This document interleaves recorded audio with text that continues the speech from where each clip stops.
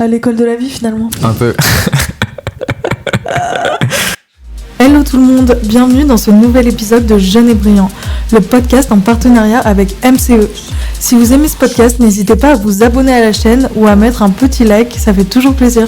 Aujourd'hui, on va parler de travail, de ses défis, mais surtout de son sens. Qu'est-ce qu'il représente vraiment dans nos vies? Et pour ça, je reçois Zachary qui va nous raconter son parcours. Bonne écoute! Zachary, bienvenue sur Jeune et Brillant, merci beaucoup d'être avec moi pour ce nouvel épisode. J'ai pour habitude de laisser les gens se présenter sur le podcast, donc je te laisse te présenter. Ok, merci. C'est Zachary, j'ai 31 ans, j'habite vers Saint-Denis actuellement. Ok. Voilà. En mode Saint-Denis. Est-ce que, pour revenir un peu sur ton parcours, tu peux nous raconter un petit peu d'où tu viens, ce que tu as fait depuis ta scolarité un peu? J'aime bien savoir. À partir de quel niveau? Avant le lycée ou à partir du lycée? Bah déjà, t'as grandi où toi? J'ai grandi dans le 10e arrondissement de Paris pendant à peu près toute ma vie en gros, parce que maintenant je suis à Saint-Denis, mais j'ai bougé, j'avais déjà 30 ans, donc en gros j'ai passé 30 ans dans le 10e. J'ai fait mon collège à Lamartine. C'est quoi Lamartine? C'est dans le 9e, c'est le collège Lamartine. Ah ok. C'est connu? Oh, pas tant que ça je pense. Okay. Un petit peu, ouais. Et en gros, une scolarité assez classique en vrai. Et ensuite, je suis parti, j'ai fait un an aussi d'internat. Ah ouais, pourquoi? Ouais, parce qu'en gros, quand je suis arrivé au lycée, en seconde, j'étais à Victor Hugo. Ça s'est pas très bien passé, on va dire, j'allais pas trop en cours, etc. Ah ouais? Ouais, pour plein de raisons. Et du coup, en gros, après ça, on m'a envoyé à un internat histoire que je redresse un peu. C'est ta mère qui t'a envoyé à l'internat? Ouais. Okay. Ouais, parce qu'elle voyait qu'il y avait une petite baisse d'intérêt pour les cours. En quelle classe? Première seconde, ouais. Ah ouais, internat. C'était vraiment la punition, ça, à l'ancienne. C'était passage internat. Non, mais vraiment, en plus, c'est un peu le truc de la mère qui inquiète, tu vois. Genre, je vais l'envoyer, il aura plus que ça à faire, tu vois. Parce que toi, t'as grandi avec ta mère, du coup? Ouais, et ma mère seule, etc. Mes parents, ils ont divorcé quand j'avais 3 ans. Et ils s'étaient mariés? Ouais. Ok. Ouais. Donc, ouais, ta mère qui s'occupe de toi tout seul et tout. Ouais, c'est ça. C'était compliqué ou pas? Ou t'as des souvenirs un peu. Ça t'a marqué de grandir avec une mère seule? Bah, je pense que ça joue dans ta personnalité, mais après, vu que tu le vis, tu sais, en plus, enfant, tu réalises pas forcément, tu comprends les choses, etc. Tu réalises qu'il manque quelqu'un, mais au final, la vie, elle se déroule quand même. Hein. Ouais. Mais c'était pas genre. Parce que moi, justement, j'ai grandi avec mon père. Enfin, j'ai pas vraiment grandi avec mon père, mais j'ai passé quelques années de ma vie que avec mon père. Moi, ça m'a brisé, hein, en quelque sorte. Mais ils se sont séparés, enfin, toi, c'est plus tard ou c'est plus jeune? Non, j'avais 5 ans et demi. Donc, ah ouais, donc à peu près la même période, en vrai. Ouais. Ok. Mais j'ai l'impression que la mère, c'est plus... d'être séparée de sa mère, c'est plus c'est différent, d'être séparée de son père. Ouais, je pense que c'est différent. Non, je pense que c'est différent. Bah déjà, il y a moins de cas, je trouve. Ouais. De gens qui grandissent sans leur mère, mais après j'avoue, je pense qu'à mon avis c'est encore une autre manière de voir les choses, de gérer, tu vois. C'est fou, hein, ce lien qu'on a avec nos darons, qui dépasse un peu le... Comment dire, c'est physiologique, genre. Ouais, vraiment. En même temps, tu partages quand même 9 mois avant d'arriver ici. Hein. Ouais, c'est vrai. Ok, donc du coup, Parisien. Ça fait quoi de grandir à Paris? J'en connais pas beaucoup des gens, moi aussi j'en connais. Qui grandissent depuis toujours à Paris? Ouais, des Parisiens 100%, quoi. Mais en fait, ça devient la normalité, en fait. Tu vois, Paris, c'est un peu le tourbillon où t'as l'impression qu'il y a plein d'opportunités, etc. Mais quand t'as grandi dans Paris, c'est un peu comme si c'était normal, en fait. Ouais. Genre presque si t'identifies le reste du monde à Paris, tu vois, un peu. Tu te vois aller ailleurs, vivre ailleurs? Ouais, franchement, ouais. Limite, j'en ai envie, même. Mais à l'étranger? Ouais, de préférence, ouais. Mais ailleurs mais en France? Mais pas forcément. Tu te verrais ailleurs en France? Ouais. Sérieux? Ouais, en plus, moi, j'ai un peu grandi entre le sud, en vrai, et Paris. Okay. Parce que ma grand-mère est dans le sud. Ah ouais. Et en vrai, le sud de la France, c'est beau. Donc, y a pas mal de coins où je me verrais me poser, mais pas forcément dans cette phase actuelle de ma vie. Ok. Donc, tu te verrais genre à Marseille ou quoi? Ouais, grave. Ok, je pensais pas. Parce que souvent, les Parisiens, ils sont très en mode... soit je me vois partir à l'étranger... soit je resterai à Paris, tu vois. C'est vrai. Quel intérêt d'aller en province? Non, mais c'est vrai, il y a vraiment le truc de Paris, c'est le meilleur truc de la France, tout le reste. Non, alors que, en vrai, bon, il fait quand même bien chum. Moi, ça serait pour le temps que je bougerais. Ouais. Après, je pense que les gens, s'ils parlent de Paris comme ça, c'est parce qu'ils ont peur de s'ennuyer, genre s'ils vont dans une autre ville, que tu vois. Bah, c'est vrai en même temps, genre, même quand tu pars en vacances, ça te manque Paris, non? Ouais. Au bout de 3 semaines? Ouais, quand tu rentres, t'es content de rentrer quand même. Et puis c'est associé à la maison, tu vois, ce sentiment quand tu rentres chez toi. Ouais. C'est vraiment ça en fait que tu ressens. Tu te définirais toi comme un élève un peu décrocheur, genre? Franchement, ouais. Je pense, avant le collège, moins. Mais à partir de 4e, 3e, j'ai commencé à vraiment décrocher, à avoir moins d'envie d'aller en cours, moins ressentir que j'apprenais pour moi. T'apprenais pour... Ouais, tu sais, avoir des notes, passer les classes. Ça t'intéressait pas, quoi? Non, pas spécialement. Ok. Et du coup, à partir de... c'est pour ça, justement, que quand je suis arrivé après à ma première seconde à Victor Hugo, directement, ça s'est senti, en fait. Dès le premier trimestre, j'étais en dessous au niveau des notes, j'allais moins en cours, etc. Après, ça s'est accéléré de plus en plus en arrivant à la fin de l'année. Okay. Et donc, du coup, après ça... Redoublement. Ouais, complètement. Et en vrai, l'internat, ça a servi, en vrai. Ah, t'as redoublé ta seconde à l'internat, en fait? Non, en fait, j'ai redoublé juste avant. Et vu que j'ai redoublé, on m'a envoyé à l'internat et c'était à Vendôme. Donc, c'était loin, tu vois. Je devais prendre Vendôme? C'est une province, en gros, de la France, tu vois. Mais c'est où? C'est dans le 42, je crois. Mais j'ai envie de dire une bêtise, là, je pense. Ah ouais, mais t'es parti en gros, campagne. je devais prendre un TGV de Montparnasse le lundi. Ouais. 40 minutes de TGV. Après, en gros, je passais la semaine là-bas et je revenais genre le week-end, tu vois. Chaque semaine. Ouais. Mais comment elle a trouvé ce truc? Je sais même pas. Je te mens pas, je sais même pas. Parce qu'il y a bien des internats à Paris. Ça, c'est le truc du désespoir, ça, quand tu sais plus quoi faire pour ton enfant. Non, s'il y en avait, mais je pense elle voulait que je coupe tout lien avec. En gros, que je change totalement d'environnement, en fait, tu vois. Ok. Et du coup, t'as passé 1 an là-bas, après t'es revenu? Ouais. Et après, au bout d'un an, je suis revenu. Parce que j'en ai marre, en vrai. Et puis, vu que ça se passait plutôt bien, au final, j'avais remonté mes notes, etc. Vu que les absences, c'était même pas la peine d'y penser, vu que forcément, t'es sur place. Ouais. Et du coup, ça a fait que quand je lui dis, c'est bon, non, ça va et tout. En plus, il fallait payer aussi. Ouais, c'était une école c'est ça privée. aussi, tu vois. Donc, elle aussi, si moi je m'arrête, tu vois, ça nous arrange nous deux, tu vois. Ok.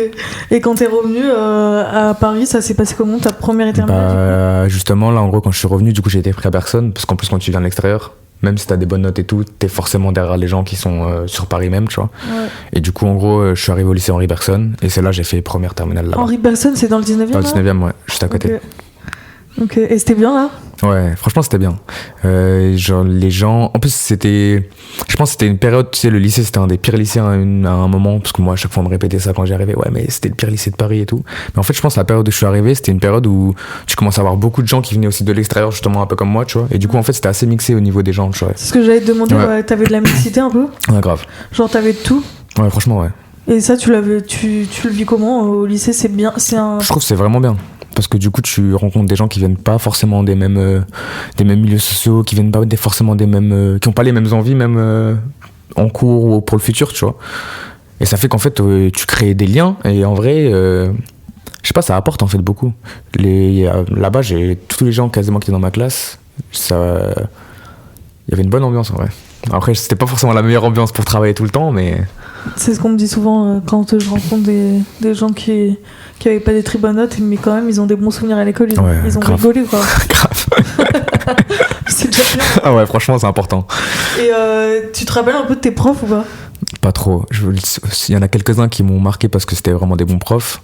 Par exemple, au lycée Henri Bergson, c'était Madame Brami, la prof de français. Elle, je l'avais eu 2 ans. Et elle, tout le monde était marqué par elle. Parce que elle était passionnée par ce qu'elle faisait, du coup, tu le ressens. Et tu prends pas les cours de la même manière, en fait. Même toi, au final, même si t'es un peu réticent au français, etc., même les gens qui avaient des lacunes et tout, tu vois, au final, ils se prenaient au jeu parce que tu vois, quand elle a un vrai intérêt, elle aidait vraiment les gens qui étaient un peu derrière et tout. Donc, c'était trop bien, tu vois. Ok. Et t'étais en bac quoi? S, ouais. Ah ouais, mais tu t'es chauffé quand même. En fait, en gros, pour dire la vérité, justement à l'internat, c'était le moment où il fallait choisir. Ouais. Et de base, moi j'avais pris ES, tu vois. Parce que je voulais être un peu entre les deux, je voulais pas trop faire maths, c'est pas trop mon truc en vrai, tu vois. Surtout quand on était au lycée, c'était si tu fais S, ouais, t'es fou. Ça ouvre toutes les portes. C'est genre, tu vas voir, ça va être trop dur. Première terminale, tu vas. Genre, limite, t'es en prépa, frère. Non, mais il y avait vraiment un truc des idées préconçues sur plein de choses qu'on répétait en boucle. Et tu vas devenir médecin. Non, vraiment, c'était ça. Tu as accès à tout. Et les parents, ils se faisaient trop prendre par rapport à ça. Mais c'est eux qui nous mettaient la pression. En fait, c'est eux qui nous mettaient la vraie pression et c'est eux qui se faisaient matrixer par le. Faut que t'ailles en S et tout. Entre parents, ouais, ma fille elle est en S. Ah, mais c'était un vrai truc. Hein. Ouais. Et carrément, moi, j'avais choisi ES et à la fin, j'avais choisi ça. Et genre, c'est mon prof de physique, je me rappelle, qui est revenu pour me dire, mais t'es sûr, t'as des bonnes notes en physique, en maths, tu devrais tenter S, nan. Et au final, ils avaient tellement mis la pression à ma mère, etc., tu vois, qu'ils ont refait. Ils ont changé le résultat du conseil de classe et ils m'ont mis en S, genre. Mais arrête. Ouais. Oh.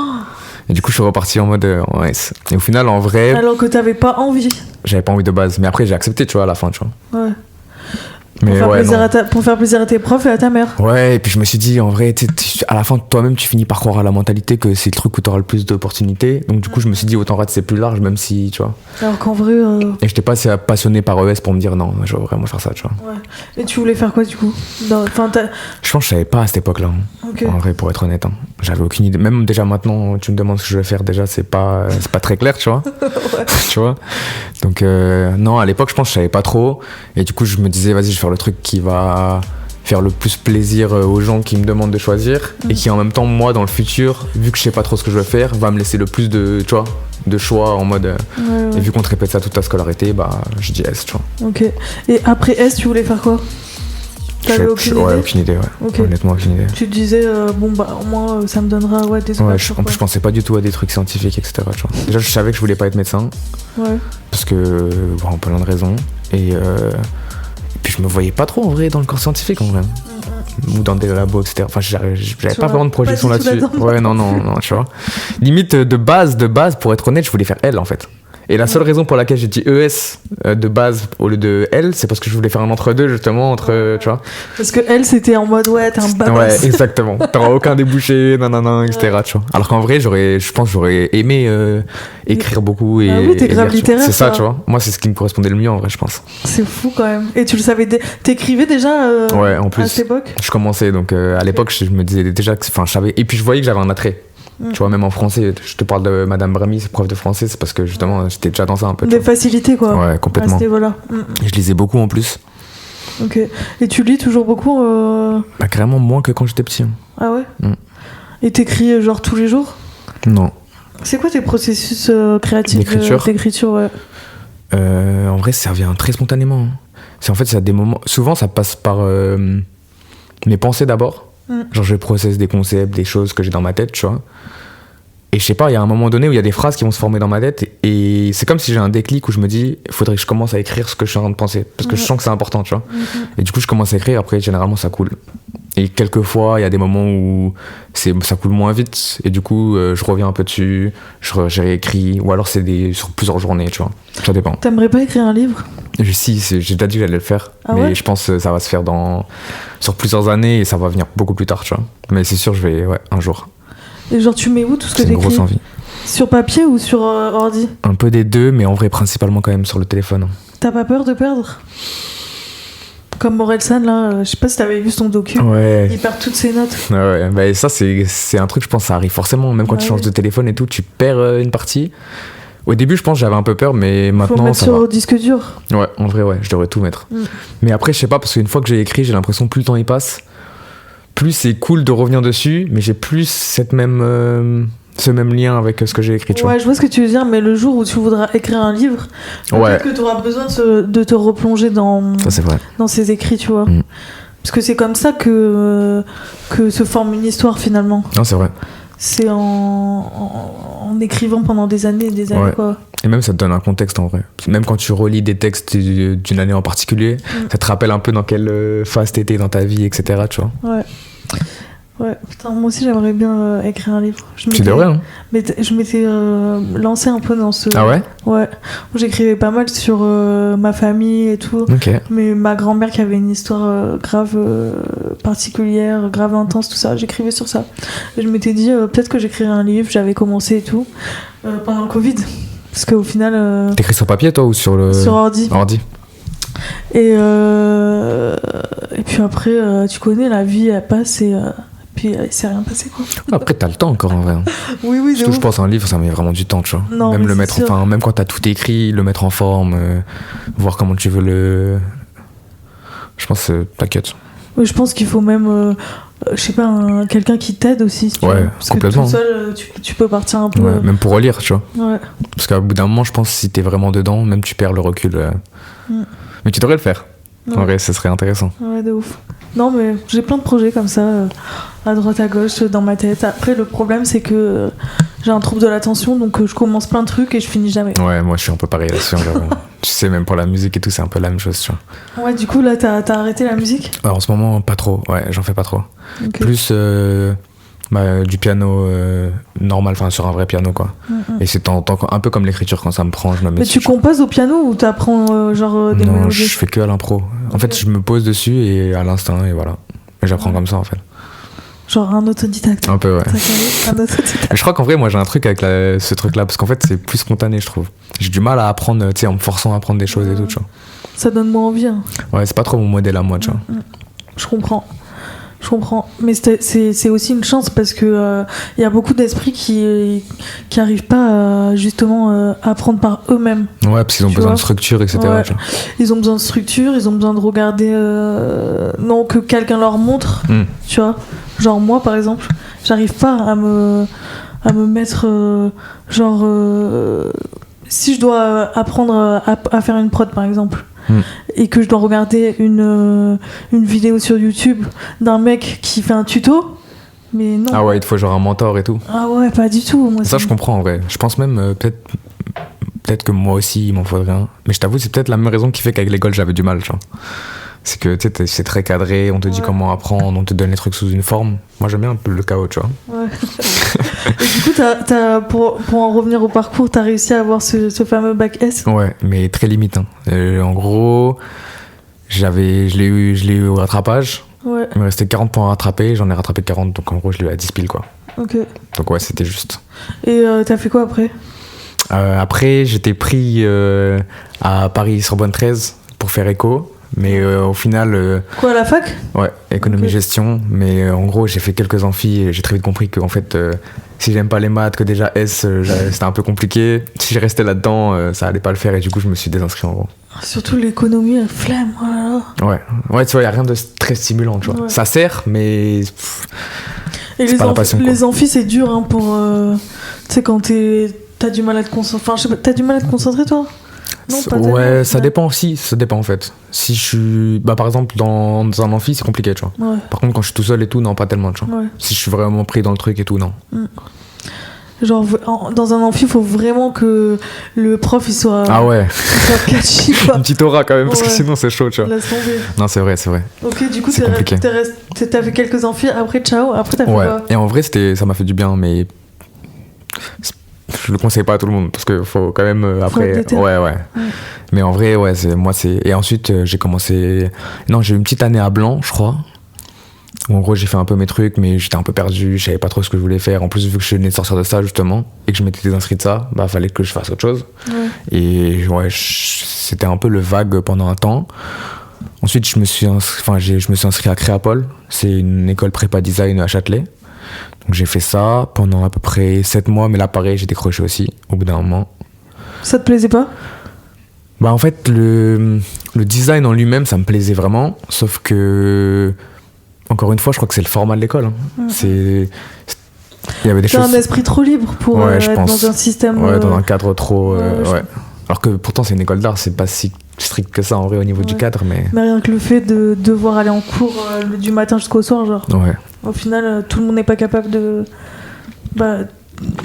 tenir en place pendant autant d'heures. Ouais, il faut un certain type de mentalité, je pense. Si t'es vraiment dans un truc où tu préfères être seul ou préfères faire tes trucs de manière plus fluide, c'est un peu plus compliqué, tu vois.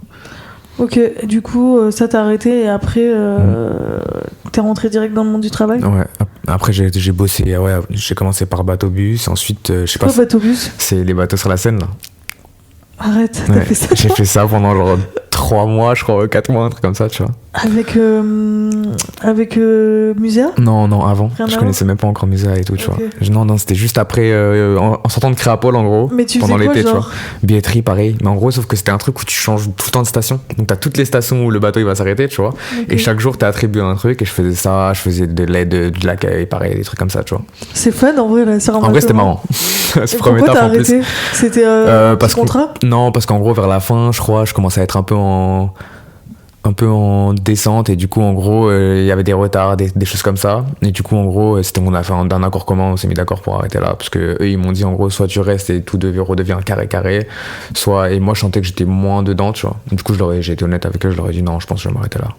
Du coup on s'est mis d'accord. Et après Picasso du coup. Ouais, après ça encore une toute petite période à Blanc et ensuite j'ai direct commencé, j'ai posté plein de CV un peu partout dans les hôtels, etc. Parce que là à ce moment-là je commençais à me dire bon, tu sais pas ce que tu veux faire. ton premier taf il s'est bien passé, mais au final vers la fin t'étais encore en train de décrocher, tu vois. Du coup je me suis dit vas-y, je vais postuler un peu partout, on va voir, je vais essayer des trucs, tu vois. Et au final c'est Musea qui m'ont rappelé. Ok. Et ça justement tu disais tu disais ouais je sais pas ce que je vais faire, nanana. Ça te faisait, c'est une réflexion qui te donnait un peu d'anxiété de pas savoir ce que tu veux faire, genre? Ouais, un peu personnellement, mais c'est surtout en fait les pressions extérieures, parce que du coup quand tu sais pas ce que tu veux faire, pour les autres c'est un peu, ça donne une impression de stagnation un peu, tu vois, parce que toi tu continues à vivre ta vie, à faire tes choses, à aller vers les choses qui t'intéressent, mais à un moment donné tu peux pas faire ça pour toujours, je pense. Il faut quand même il y a des responsabilités, il y a des choses à prendre en main, tu vois. Et donc je pense que c'est aussi ce côté-là qui angoisse plus que... C'est le regard des autres. Un peu, ouais. Et même la pression de la famille, etc., tu vois, genre... Et même l'envie aussi de vouloir t'émanciper, en fait, tout simplement, tu vois. Ouais. C'est vrai que c'est compliqué, ça, le regard des autres, mais en même temps, est-ce que c'est grave? T'avais quel âge? T'avais 19 ans? Non, j'avais déjà 21 à l'époque, là. Ah ouais. Parce qu'en plus, j'avais redoublé, donc ouais. Ok. Ouais, j'avais 21. 20, 21.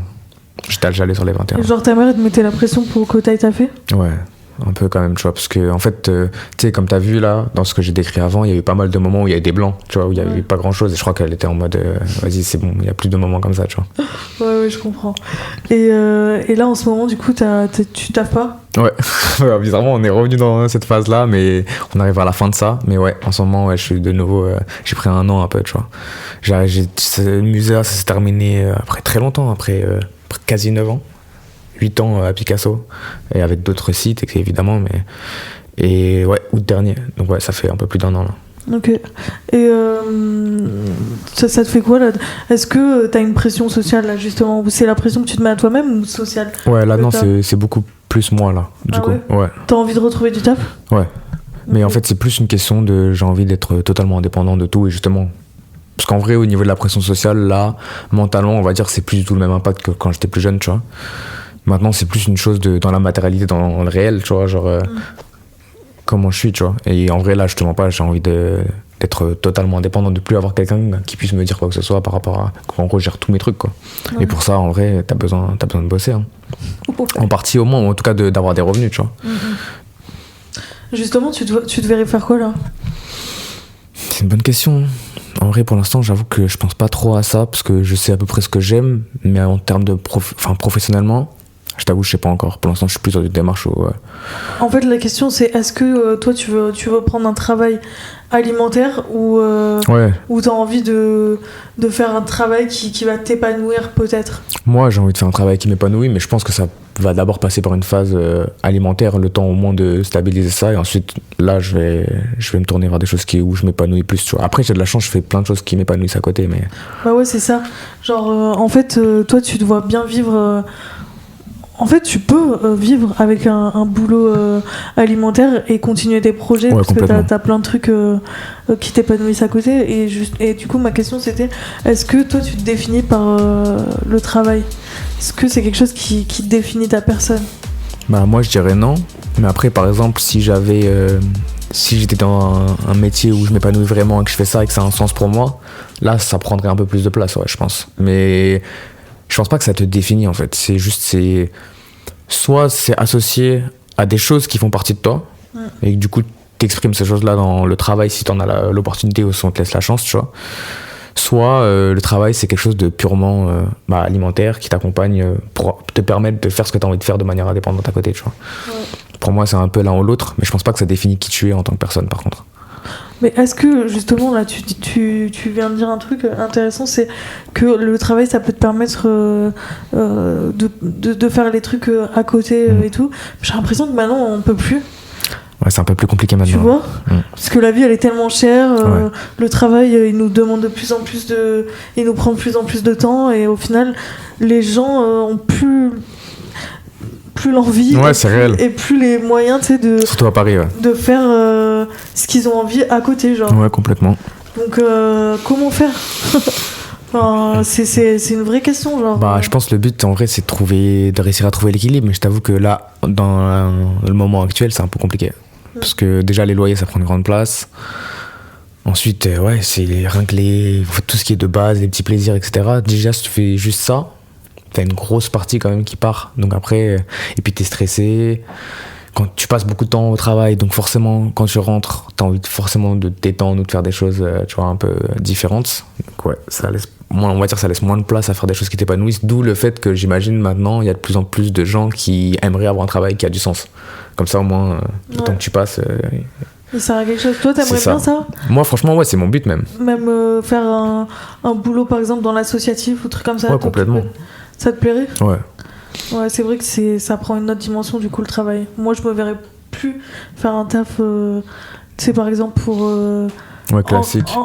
Enrichir mes patrons, genre. Ça, je t'entends. Genre, ça, c'est impossible, parce que quelle est la motivation de se lever le matin?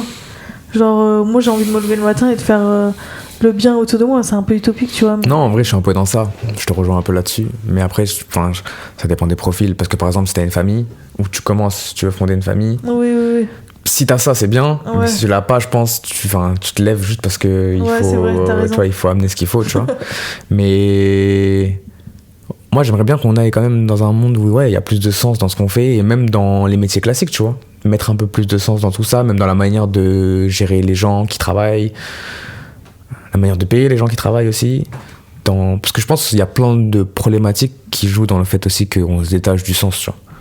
Parce que ça devient un peu un truc... Bah c'est sûr, par exemple, ma mère, elle s'occupe... pendant 25 ans, elle s'est occupée des personnes âgées. Et genre, elle était payée au SMIC. Bah ouais, c'est ça, tu vois. En fait, il y a peu de valorisation, on va dire. Ouais. Pour les métiers... qui ont du sens, vraiment, tu vois. Ouais, qui ont du sens, qui sont essentiels. Genre, moi, je travaille dans un... Bon, après, ça va, je me plains pas, mais on est quand même moins payé que dans le privé, par exemple. Ouais, mais complètement. Complètement, ouais. Parce que... c'est moins reconnu, quoi. C'est vrai que ça n'a pas de sens, au final. En plus, je pense qu'on va aller dans un monde où il y aura de plus en plus de choses qui vont se tourner vers le privé de toute façon, tu vois. Ouais. Parce que vu comment on est parti, mais je pense que c'est vraiment quelque chose où c'est lié à la valorisation vraiment, en fait, tu vois. Je pense que là, ce qui fait qu'il y a une perte de sens et tout, c'est que même les gens qui travaillent, j'entends ça beaucoup autour de moi, etc., ils se sentent pas forcément valorisés dans ce qu'ils font, et du coup, le travail qu'ils font en lui-même, bah, ils le dévalorisent eux-mêmes intérieurement par nature, tu vois, parce que y a pas de valorisation dessus, alors qu'en vrai, je pense que si on faisait un peu plus attention à ça, qu'on se rendait compte de s'il manque ça, qu'est-ce que ça entraîne. Déjà, même dans les métiers qui sont pas forcément considérés comme avec du sens, etc., bah, il y aurait déjà un peu plus d'envie, d'entrain à y aller, tu vois. Toi, c'est quelque chose que t'as ressenti quand tu bossais à Picasso, par exemple, tu t'es pas senti valorisé? Ouais, en vrai, ouais, complètement. Mais après, moi, je suis quelqu'un... j'arrive à trouver mes sens à moi et mes valeurs, même dans un taf classique où tu fais des choses un peu bateau, tu vois. Ouais. Mais c'est pas tout le monde. Et du coup, par contre, quand il y a des gens qui font ça, plus t'en as, plus au final, chacun rejoint un peu à sa manière le truc. Et quand ils vont au travail, du coup, bah, ça crée une sorte de cohésion autour de quelque chose, tu vois, même si c'est des métiers un peu comme ça, tu vois. Du coup, chacun retrouve un peu son sens, sa valeur. Et puis, je faisais attention aussi à, tu vois, mes collègues, etc. J'ai jamais été... en fonction, on fait la même chose, mais j'ai jamais été dégradant ou même au contraire, tu vois. Ouais. Je valorise même plus, encore plus, parce que justement, je comprends ce que ça entraîne psychologiquement après, tu vois. Mais c'est pas quelque chose que je fais de manière consciente vraiment. Genre, j'y réfléchis pas, c'est un peu naturel chez moi, tu vois. Ouais. Et les gens qui géraient ton équipe et tout, enfin, les gens qui étaient au-dessus de toi, ils étaient bienveillants ou pas? Bah, franchement, ouais. Il y a une phase au tout début où c'était pas totalement. Mais après, il y a des gens qui sont partis, et en vrai, on va dire les 4-5 dernières années, où l'équipe, comme elle était avec les responsables qu'on avait jusqu'à que moi je parte, c'était vraiment bien. Genre, ils faisaient vraiment attention à ce que tout le monde se passe, que tout se passe bien, ils écoutaient vraiment les gens. Et même, il y avait une vraie démarche de créer quelque chose où les gens ils se sentent bien quand ils vont travailler, tu vois. Ouais. Ça, je pense que c'est important, en vrai. Ok. Et du coup, on parlait tout à l'heure de travail alimentaire, tout ça. Toi, l'aspect financier, ça te met la pression ou pas? Un peu, ouais, quand même. Genre, parce que tu le ressens en vrai, et si tu veux vraiment te sentir indépendant, je pense que tu dois passer au moins un certain cap dans le financier, tu vois. Ouais, genre payer ton loyer, quoi. Ouais, minimum. Et même avoir une petite marge au-dessus, histoire de... Ouais. Tu vois. Non, c'est dur, la vie. Ouais. En fait, tu peux peu manœuvrer si t'as pas ce cap, tu vois. Ouais. Genre, on vit vraiment dans une société capitaliste. Ouais, complètement. Mais après, malheureusement, c'est le jeu actuel. Hein, mais après, pour moi, tout ça, ça rejoint la collectivité. C'est-à-dire que si on est tous conscients de ça et qu'au final, on garde ça dans notre tête, dans notre manière d'agir, etc., ça peut changer aussi, tu vois. Ouais, ça peut changer, mais non, en vrai.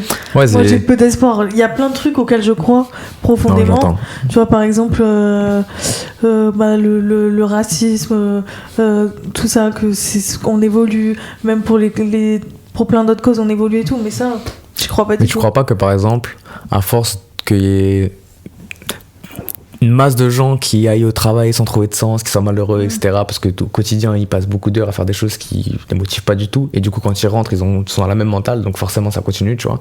Tu penses pas qu'au bout d'un moment, il y a une sorte de retournement de situation qui va se créer, juste parce que t'es à un stade où, tu vois. Mais ça serait quoi, le retournement de situation ? Franchement, je sais pas, hein. Moi, dans ma tête, j'espère juste que... Genre, plus personne ne travaille ?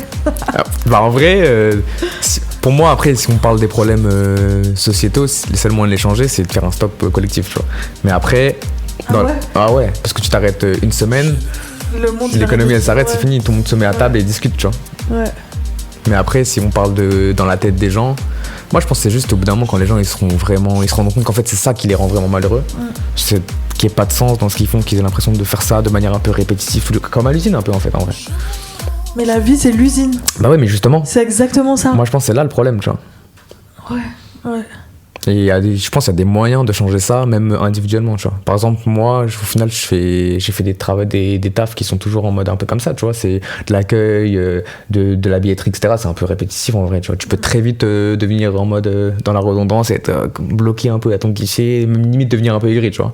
De ouf. Tu vois, peux facilement devenir aigri. Exactement, tu vois. Tu vois tout le temps des gens là qui te demandent un ticket s'il vous plaît. Nanana. Ouais. Et puis eux, ils te considèrent pas comme si t'avais toujours été là ou quoi. Ils te rencontrent une fois, si ça se passe mal ou quoi. Mais au final, tu vois, j'ai fait ça 8 ans et j'ai pas l'impression qu'à la fin, je suis parti, j'étais aigri, tu vois. Donc je pense qu'il y a quand même des mécanismes que tu peux mettre chez toi en mode qui font que... Parce que toi, t'as aussi des choses à côté qui te épanouissent. Ouais, mais même au taf, tu vois. Je trouvais quand même mon sens en vrai. Tu vois, le contact avec les gens. En plus, Picasso, c'est un site où je trouve il y a vraiment tous les profils, enfin, ça vient de tous les pays, tous les milieux sociaux, etc. Donc en vrai, rien que ça, t'as accès à plein de gens, tu peux t'enrichir avec ça aussi, tu vois. Ouais, c'est vrai. Après, c'est limité, hein, je vais pas te mentir, il n'y a pas non plus, tu vois, c'est pas une infinité de possibilités. Mais... Non, mais même quand il y a des nouvelles expos et tout, tu peux aller les voir. Bien sûr. Tu peux te nourrir de ça, c'est vrai que c'est... En vrai, si tu peux nourrir ta curiosité... Et en plus, t'as la carte culture. Ouais, non, pour le coup, non. Mauvais exemple, celui-là, on l'a pas malheureusement. Parce qu'on est chez Muséa, tu sais. Ah ouais, parce que moi, quand c'est pas le ministère. Moi, je travaillais à Picasso. Exactement. Du coup, j'avais la carte culture pendant 2 ans. Ouais, ça c'est trop bien. Ouais. Ça, par contre, c'est vraiment trop bien, ouais. Bah oui.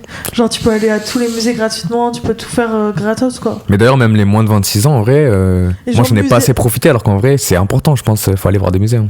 Attends, Muséa, ils vous donnent pas la carte culture ? Non, parce que c'est pas le ministère. Ah, mais c'est du privé, tu vois. Ouais, mais c'est abusé quand même. Ah ouais, mais c'est la base, hein, ça, tu connais. Oh.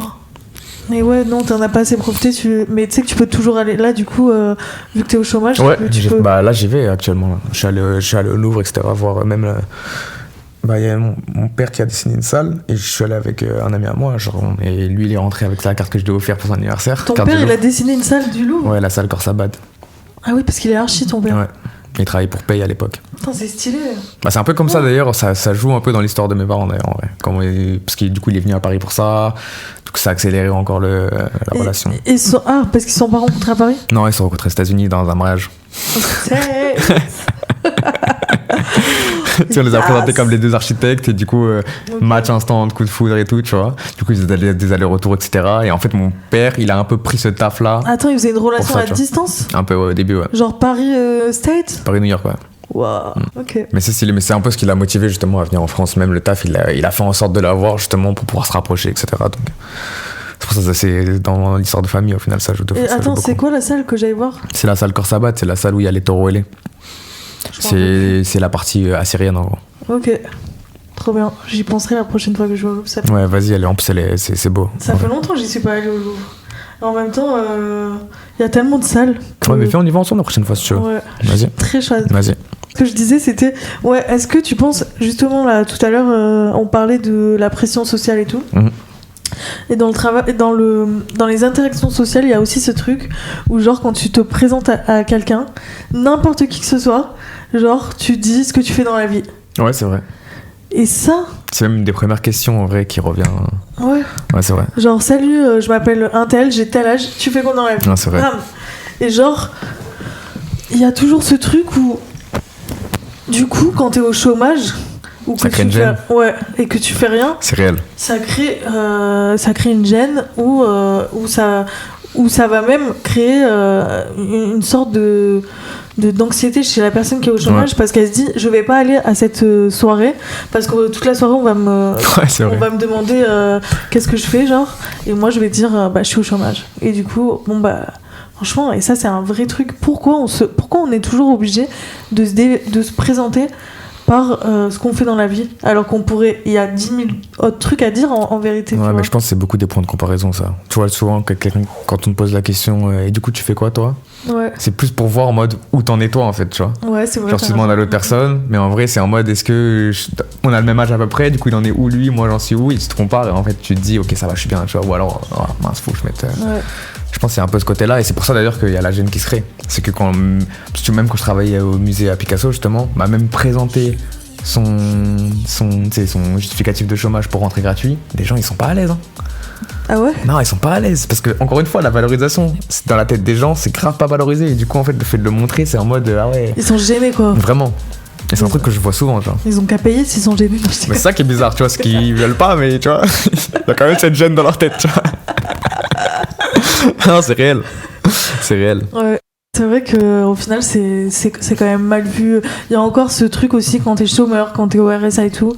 C'est très mal vu. C'est mal vu parce que, en fait, il y a beaucoup de gens aussi qui disent t'es au chômage, t'es un assisté, alors qu'en vérité, ce que tu touches, tu l'as cotisé pour tes années de travail. Donc c'est ton dû, c'est à toi, genre. Et plus ça dure longtemps, plus pire c'est, tu vois. Ouais. Parce que par exemple, t'es 2 mois au chômage, ça va encore, tu vois. Ouais. Les gens ils comprennent, t'es en transition. Mais après, le vocabulaire il change. Quand ça fait 6 mois, c'est en mode ah ouais, il fait une pause, tu vois. Ouais. Quand c'est plus de 6 mois, c'est en mode bon.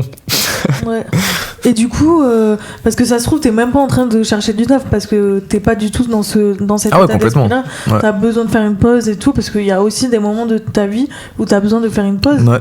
Genre, on n'est pas obligé. Enfin, t'imagines que tu vas travailler quand même de tes je sais pas, 20 ans jusqu'à 64 ans. Quasi là, ouais. Donc en vrai, il y a aussi si j'ai envie de faire une pause pendant 2 ans, enfin, voilà, quoi, chacun est libre en fait. Ah, complètement. Et genre, quand t'es au chômage et que les gens te posent la question, ah ouais, ça fait plus de 6 mois et tout, mais enfin, tu sais, ils se demandent pourquoi tu trouves pas. Alors en vrai, ça se trouve, t'es même pas en train de chercher. Ouais. Non, mais ça, c'est parce que je te dis, c'est pas très bien vu en fait. Même le fait de s'arrêter en fait. Ouais. C'est pas très bien vu. Le fait de dire j'ai envie de faire une pause là, genre c'est hyper mal vu. Genre, parce que tout le monde est dans le jus et tout, et donc du coup personne ne comprend en fait que tu peux aussi faire ça, tu vois. C'est une possibilité. C'est juste, ça fait pas partie des. Genre, par exemple, si on te demande qu'est-ce que tu veux faire plus tard, tu vas pas dire genre j'ai bien envie de faire une pause. C'est pas logique dans la tête des gens, tu vois. Ouais, genre ce qui est logique, c'est de prendre au pire quitter un taf pour en prendre un autre, ouais. Pour changer de voie ou tu vois, ouais. C'est ça dans la tête des gens, et particulièrement à Paris quand même aussi. Ouais, complètement. Bah c'est le tourbillon. Ouais. Ça s'arrête jamais en fait, tu vois. Ouais. Si tu t'arrêtes, c'est pour reprendre autre chose, c'est pour changer, réfléchir à ce que tu vas faire. Et en même temps, si tu fais rien et que tu vois les autres en train de s'activer autour, tu te sens mal. C'est aussi. La même chose, ouais. Donc c'est quand même. En plus, t'es décalé dans ta vie, tu vois. Ouais. Parce que c'est pas du coup, tu fais plus les mêmes choses. Et puis quand tu t'arrêtes, il y a plein de choses que t'avais oublié carrément de ce que c'était de s'arrêter, d'avoir du temps, voire trop de temps parfois, tu vois. Ouais. Et du coup, tu culpabilises un peu. Ouais, complètement. Ouais. Surtout quand tu vois les autres qui bossent, etc. Et le pire, c'est quand t'es pas totalement indépendant et que le fait que tu bosses pas repose en partie sur quelqu'un d'autre. Là, c'est laisse tomber, tu vois. Ouais. Non, ouais, tu vois. Et toi, ça serait quoi là ton taf de rêve? Si on imagine que. C'est une bonne question, ouais. Qu'on peut faire tout ce qu'on veut, genre facilement. Bah, je pense que ce serait quelque chose déjà qui me stimule. Franchement, qui me stimule. Genre, quand j'y vais, je sens que Tu sais, j'ai des challenges, j'ai des choses où je dois réfléchir pour pouvoir continuer à avancer, proposer des solutions, proposer des choses qui vont faire évoluer quelque chose, tu vois. En gros, que ce que tu fais a un sens dans l'ensemble, tu vois. Sinon, c'est très, très vite bizarre, déjà. Je pense que ce serait un des points clés, ça. Et après, je sais pas, hein, ce serait surtout tourné autour de quelque chose qui fait que... T'aimerais pas pousser t'as dans un la impact, musique ? tu vois. Si, complètement. Complètement, mais après, même l'industrie de la musique, tu vois, est-ce que ça a tout n'est vraiment pas... du sens, Voilà, ouais. c'est ça, tout n'est pas non plus... Parce que c'est pareil, t'as l'aspect financier encore aussi, tu vois. De ouf. En fait, le sens, il peut très vite se perdre dans la productivité et le fait de vouloir... Ouais. C'est ça. C'est genre... même des artistes, au final, leur goal, c'est de percer. Et une fois qu'ils ont percé et qu'ils signent dans des grosses maisons de disques, Ouais. bah là, en fait, toutes tes valeurs peuvent... Tu sais, genre, il n'y a plus aucun sens à Parce ce que que t'es tu dans fais. une grosse machine, en fait. Ça veut dire que c'est soit tu trouves ton compte et t'arrives à quand même garder ta fibre et tout, soit tu deviens un peu une machine à produire. Après, ça dépend. Les profits sont différents, les contrats aussi, mais ouais, ça peut devenir ça facilement, tu vois. Ouais. Et si t'avais un conseil là, à donner aux jeunes générations sur le sens qu'ils pourraient trouver au travail, tu leur dirais quoi ? En fait, plutôt, je vais reformuler, Ok. tous les jeunes qui perdent un peu tout sens Pied. au travail, Ouais. qui perdent pied, qui perdent sens au travail, qu'est-ce qu'on pourrait leur donner là comme conseil ? Bah, je pense déjà, si c'est pas possible de trouver un travail qui est en rapport avec ce que vous aimez, si tant est que vous savez déjà ce que vous aimez, Ouais, essayez ça au aussi. moins de faire des activités ou des choses à côté ou des choses pour vous, ou de faire des projets perso qui rejoignent ce que vous voulez offrir et ce que vous aimez faire et ce dans quoi vous êtes bon aussi, du coup. Et après, par rapport au travail, en tout cas, je pense pas qu'il faut se limiter dans sa propre vie parce que le travail qu'on fait actuellement, il a pas forcément le sens qu'on veut. Je pense que c'est justement ça qui fait que très vite on commence à avoir l'impression que notre vie elle-même, elle a pas forcément de sens, tu vois. Et du coup, je pense que si le sens n'y est pas, faut le trouver ou essayer de le mettre. Voilà. Je pense que ce serait ça ce que je dirais. Et trouver aussi un équilibre, je pense. Ce qui est bien avec ton parcours, c'est que toi, t'as quand même pas mal de trucs qui t'intéressent aussi. Ah ouais, ça ouais, heureusement.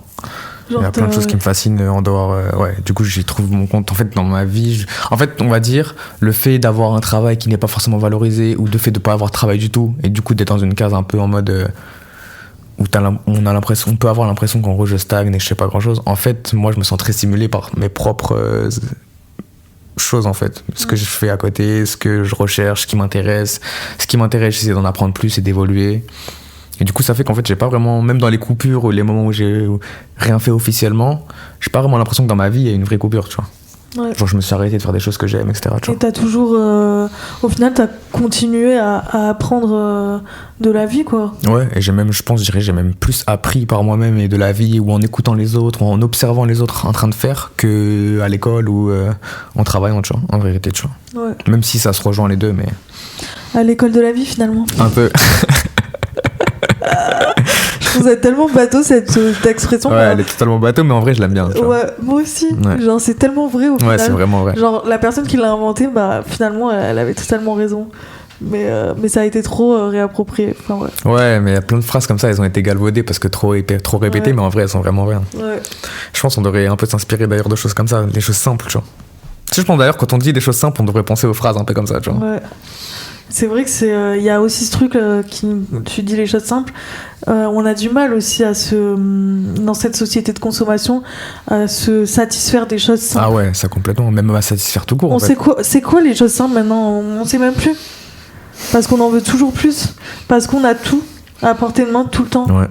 Et que on se lasse très vite de tout en fait. Et puis on nous implante des nouveaux désirs aussi à chaque fois, tu vois. Même les choses que tu savais pas que tu voulais, au final, on te les met dans la tête et après tu les veux parce que Ouais. encore la pression sociale, les trucs de valorisation, qu'est-ce qui met en valeur, du coup si j'ai ça, je serais mis en valeur aussi. Mm. Mais je sais pas s'il faut en fait, même pour prendre le sujet dans l'ensemble dont on vient de parler, je sais pas s'il faut associer sa propre valeur à quelque chose d'extérieur en fait. À soi, tu vois. Parce que souvent on prend des points de comparaison extérieurs pour se dire en gros ok moi je vaux tant parce Ouais. que non ça vaut ça, alors qu'en vrai je pense qu'on est censé se valoriser nous-mêmes, tu vois. C'est nous qui vivons nos vies, on se connaît, on sait ce qu'on a traversé, etc. Je pense que la valeur ça doit venir de nous-mêmes. Après le regard des autres et tout, oui ça joue, tu vois, c'est important, même se faire valoriser par les autres, c'est important, mais je sais pas s'il faut tout définir par rapport à ça, tu vois. Ouais, c'est clair. Et comme tout à l'heure, on parlait des âges, on se compare sans cesse. Ah oui, elle, à 30 ans, elle a un enfant. Ah ouais, ça, c'est un gros truc aussi. Hein. Ouais. Moi, j'en ai pas, vite, faut que j'en fasse un. Au final, ça n'a aucun sens. Bah non. Genre, chacun vit à son rythme. Ouais. Genre, à cet âge-là, il faut que j'ai ce salaire. Moi, je me suis souvent dit ça dans ma tête. Genre, à 30 ans, il faudrait que je gagne tant d'argent. À 35 ans d'argent. Mais en fait, juste vis ta vie, quoi. Ouais, je suis 100% d'accord avec ça. Mais après, je te dis, c'est encore une fois, c'est parce qu'il y a des marqueurs, etc. Et que du coup, on se met la pression par rapport à un truc extérieur, tu vois. Alors qu'en vrai, je pense qu'on devrait même être rassuré que c'est différent pour chacun, tu vois. Bah ouais, c'est clair. Et est-ce qu'on n'est pas plus heureux en plus en faisant les choses dont on a envie vraiment? Ah ouais, et bah comment on a envie de les vivre plutôt que pour être dans une norme sociale, quoi. Est-ce que déjà on veut ressembler à tout le monde au final, tu vois. Ouais. Moi je pense que ce qui fait qu'on s'épanouit justement, c'est ce que tu viens de dire, tu vois. C'est que tu fais les choses par rapport à toi et quitter en fait, tu vois, tout simplement. Même si on n'est pas fixe, tu vois, mais je pense que s'épanouir c'est ça, c'est que tu fais des choses qui toi te nourrissent personnellement et pas qui te nourrissent parce qu'on veut que tu te nourrisses de ça, parce que ça a de la valeur, tu vois. Il faut le faire parce que toi t'estimes que ça a de la valeur, parce que quand tu te nourris de ça, bah, ça te fait du bien, t'évolues, tu sens que ça t'enrichit et que ta vie elle est plus saine en fait. T'as une meilleure vie, tu vois. Tu te sens mieux avec toi-même et tout, tu vois. Tu prends confiance. La confiance en soi aussi, je pense que c'est important aussi. Ouais, ayez confiance en vous. C'est une question que j'avais envie de te poser. La confiance en soi, c'est une grosse partie, je trouve, aussi dans le travail. Genre, comment on arrive à pas se sentir... à avoir confiance en soi, genre... sans travailler, quoi. Tu vois ce que je veux dire ? Ouais, je vois ce que je veux dire, ouais. Parce que j'ai l'impression aussi qu'on définit beaucoup sa confiance en nous par le travail. Ouais. Genre, ouais, j'ai fait ça au travail et tout, je suis au top et tout. Tu vois ce que je veux dire ? Ouais, mais parce que je pense déjà c'est un sujet auquel tout le monde pense. Et en plus, surtout, le travail dans la tête des gens, enfin, dans nos têtes en tout cas, c'est associé à la capacité à agir, tu vois. Parce que tu récupères de l'argent, tu fais quelque chose, et donc du coup, t'es actif. Et donc du coup, ça te permet de la capacité dans la société. Et donc du coup, les gens, ils s'identifient à ça. Et s'ils ont pas ça, et que du coup, ils ont moins de capacité, ils perdent confiance en eux, etc. Tu vois. C'est un peu comme dans l'amour, en vrai. Hein. En vérité, quand tu penses comme ça, en vrai, c'est un peu la même chose, tu vois. Toi, t'as perdu confiance en toi ou pas ? Ouais, t'as arrêté de travailler ? Pas forcément à ce moment-là, mais si je dois être totalement honnête, en vrai, je l'avais pas forcément associé à ça, mais je pense que ça joue un peu quand même, tu vois. Okay. Parce que déjà, le fait d'être à l'arrêt un peu, tu vois. Tu t'en es rendu compte à posteriori, genre ? Ouais, plus. Parce que c'est un peu insidieux, tu t'en rends pas tout. Enfin, c'est pas un truc où tu dis, ah là, je suis en perte de confiance. Ouais, c'est ça, tu vois. C'est avec le temps, tu te rends compte, ah ouais, il y a une petite perte de confiance quand même, tu vois. Ouais. Mais ça m'est arrivé plein de fois dans ma vie, en vrai, donc je sais pas si c'est si grave que ça, en fait.